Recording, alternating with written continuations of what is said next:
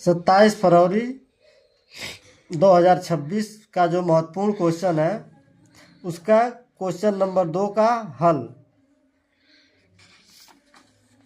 सिद्ध कीजिए कर्ण में 2 एक अपरिमेय संख्या है। इसको हल करने के लिए हम सबसे पहले माना कर्ण में 2 एक परिमेय संख्या, यानी अपरिमेय सिद्ध करना के लिए कहेगा तो हम परिमेय यानी इसका उल्टा मान लेंगे परिमेय संख्या। अब क्या करेंगे, जब कर्ण में 2 एक परिमेय संख्या हो गई तो परिमेय संख्या की परिभाषा होती है ऐसी संख्या जिसको हम p/q के रूप में लिख सकें, उसे हम परिमेय संख्या कहते हैं, जहाँ p और q सहभाज्य संख्या है। अब सहभाज्य संख्याएं क्या होती हैं? सहभाज्य संख्याएं वो संख्याएं होती हैं जिसका केवल कॉमन फैक्टर यानी अभाज्य गुणनखंड जो हो वो केवल एक ही हो, एक ही कॉमन फैक्टर हो, यानी वह संख्या केवल एक से कटे और अपने से कटे, उसी को हम सहभाज्य संख्या कहते हैं। जैसे हम मान लो 3 और 7 लेते हैं तो ये जो संख्याएं हैं ये सहभाज्य संख्याएं हैं, यानी 3 का गुणनखंड करेंगे 3 गुणे 1 और 7 का गुणनखंड करेंगे तो 7 गुणे 1, केवल एक ही कॉमन मिल रहा है, इसलिए यह दोनों संख्याएं सहभाज्य संख्याएं कही जाएंगी।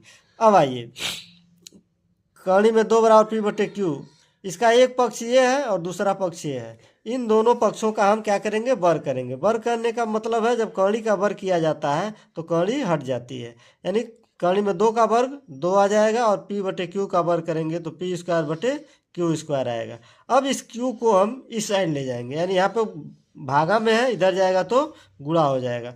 अब यह q इधर आ गया तो q का यहाँ पे गुणा हो गया, यानी अब ये 2q² हो गया इक्वल टू p² हो गया। अब इस 2 को हम पुनः इधर ले जाएंगे क्योंकि हमको q² की वैल्यू निकालनी है, यानी q² का मान निकालना है।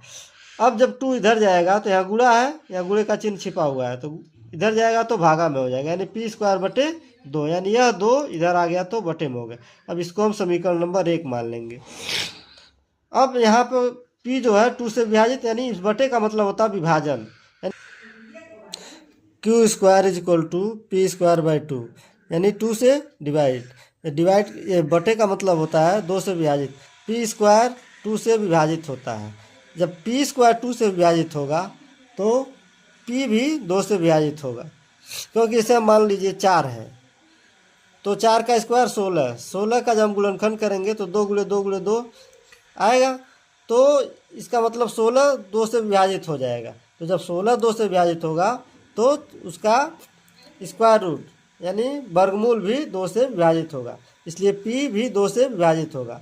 अतः अब क्या करेंगे, जब 2 से विभाजित होगा तो p = हम 2m मान लेंगे, यह जो 2 है